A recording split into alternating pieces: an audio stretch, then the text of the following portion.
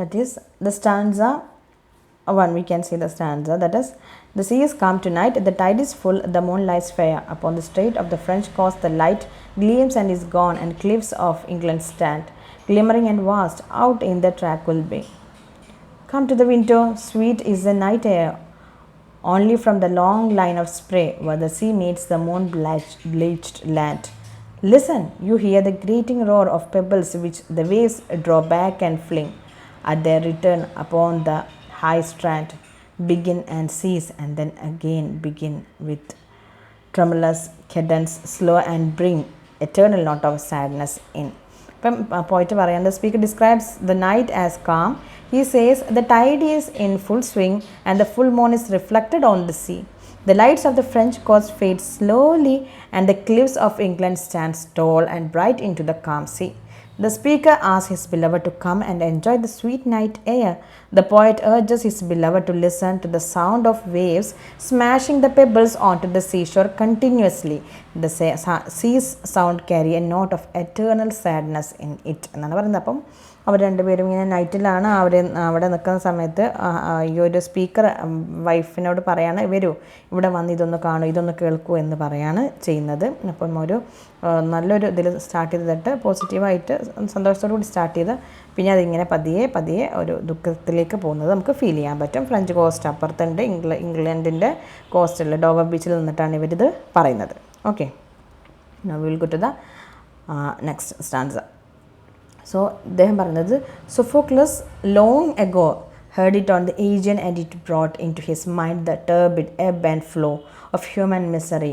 We find also in the sound a thought, hearing it by this distant northern sea. അപ്പോൾ ഇദ്ദേഹം പറയുന്നത്, the speaker says the great Greek dramatist Sophocles had the same experience beside Aegean Sea where he heard the sad note of human misery. ഇപ്പം ഇദ്ദേഹം കേൾക്കുന്നത് എന്താണെന്നുള്ളത് ഇനി അടുത്ത അതിലേക്ക് നമുക്ക് നോക്കാം. അപ്പം ഏജൻസിയുടെ വക്കത്ത് നിന്നപ്പോൾ സൊഫോക്ലസ് കേട്ടത് എന്താണ്?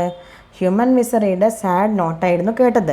സൊഫോക്ലസ് life span the great Greek triumph against the Persians in the Persian war all the way to the terrible intra Greek conflict between Athens and Sparta in the Peloponnesian War, which brought to an end to Athenian dominance. Sophocles then witnessed a world transforming in a variety of ways.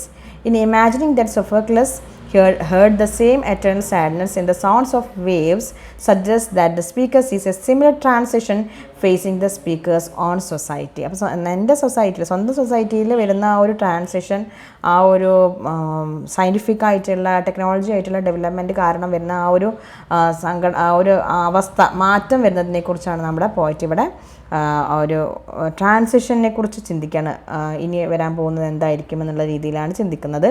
More broadly the allusion to ancient Greece also emphasizes now the speaker can hear the same note from the northern sea. Northern sea എന്ന് പറഞ്ഞു കഴിഞ്ഞാൽ sea between Britain and continental Europe. അവിടുന്ന് അതേ എന്താണ് agency എന്ന് സൊഫോക്ലിസിന് കേട്ട അതേ സംഭവം തന്നെ.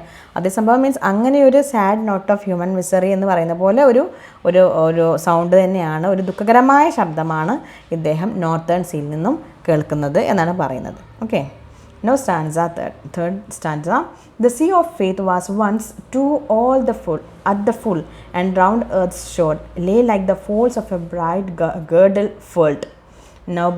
But now I only hear its melancholy long withdrawing roar, retreating to the breath of the night wind down the vast edges, drier and naked shingles of the world. അദ്ദേഹം പറയുന്നത് എന്താണ്? The sea of faith എന്ന് പറഞ്ഞു കഴിഞ്ഞാൽ religion that has withdrawn. അതിൻ്റെ ആ ഒരു power ഒരു കാലത്ത് റിലീജിയനാണ് എല്ലാം ഡോമിനേറ്റ് ചെയ്തിരുന്നത് യൂറോപ്പിൽ. അവരായിരുന്നു ആര് രാജാവാവണം ആര് രാജാവാകേണ്ടത് വരെ തീരുമാനിച്ചിരുന്നത്. റിലീജിയസ് റിലേറ്റഡ് ആയിട്ടുള്ള ലീഡേഴ്സൊക്കെ ആയിരുന്നു, ഭയങ്കര പവർഫുൾ ആയിരുന്നു അവർ.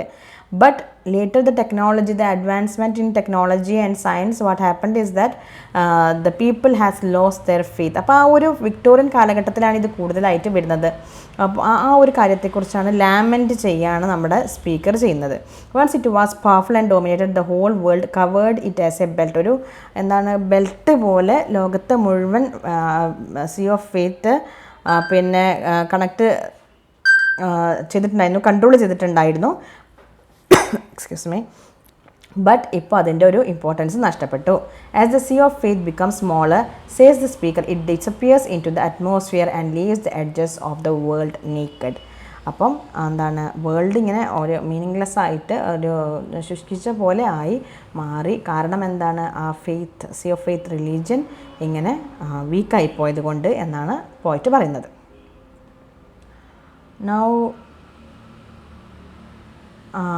love, let us be true to one another, for the world which seemed to lie before us like a land of dreams, so various, so beautiful, so new, hath really neither joy nor love nor light nor certitude nor peace nor help for pain, and we are here as on a darkling plain, swept with confused alarms of struggle and flight, where ignorant armies clash by night. ഇപ്പം ഇദ്ദേഹം പറയുന്നത്, ഇപ്പം പെട്ടെന്ന് ഇദ്ദേഹത്തിൻ്റെ ബിലവഡിനോട് ആ നിരാശയൊക്കെ ബാധിച്ച് ആകെ വിഷമിച്ച് നിൽക്കുന്ന ബിലവഡ് പറയുന്നത് that desperately that the two of them need to treat each other with honesty and authenticity. ഇനിയിപ്പോൾ നമ്മുടെ കയ്യിൽ നിന്ന് വേൾഡൊക്കെ പോയി, നമുക്ക് തമ്മിലെങ്കിലും നല്ല രീതിയിൽ ഒരു ട്രൂ ലവിലേക്ക് അറ്റാച്ച് ചെയ്ത് നിൽക്കാം എന്നാണ് ഇദ്ദേഹം ആവശ്യപ്പെടുന്നത്. Okay, then this is because the world, though it has a dream like quality of variety, beauty and newness, doesn't actually offer joy, love or clarity. കാരണം ലോകത്തുനിന്ന് ഇനിയിപ്പോൾ അതൊന്നും ഇല്ല, അങ്ങനെ കിട്ടില്ല.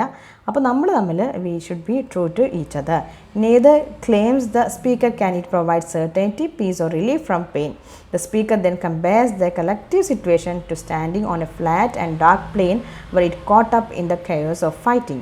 Here battles between unknowing groups continue under the cover of darkness. അത് cover of darkness പറഞ്ഞാൽ faith നഷ്ടപ്പെട്ടുമ്പോൾ ആളുകൾ ഇരുട്ടിലായി പോവും, ഡാർക്ക്നെസ്സിലായി പോവും എന്നുള്ളതിനെക്കുറിച്ച് അതാണ് പറയുന്നത്. ഓക്കെ, അപ്പോൾ ആളുകളുടെ ആ ഒരു ഫെയ്ത്ത്, റിലീജിയൻ ഒക്കെ നഷ്ടപ്പെട്ട് കഴിയുമ്പോഴേക്ക് ആളുകൾ എല്ലാവരും എന്താ പറയുക, അങ്ങനെ ഒരു ഹോപ്പ്ലെസ് ആയിട്ടുള്ള സിറ്റുവേഷനെ കുറിച്ചാണ് നമ്മുടെ പോയറ്റ് ഇവിടെ പറയുന്നത്. അതിനാകെ ഒരു സമാധാനിപ്പിക്കാൻ അദ്ദേഹം പറയുന്ന കാര്യം, നമുക്ക് പരസ്പരം, അദ്ദേഹത്തിൻ്റെ ബിലവഡിനോട് പറയാണ്, നമുക്ക് പരസ്പരം true, let us be true to one another എന്ന് പറയാണ്. Okay, so that is the summary of line by line analysis of the poem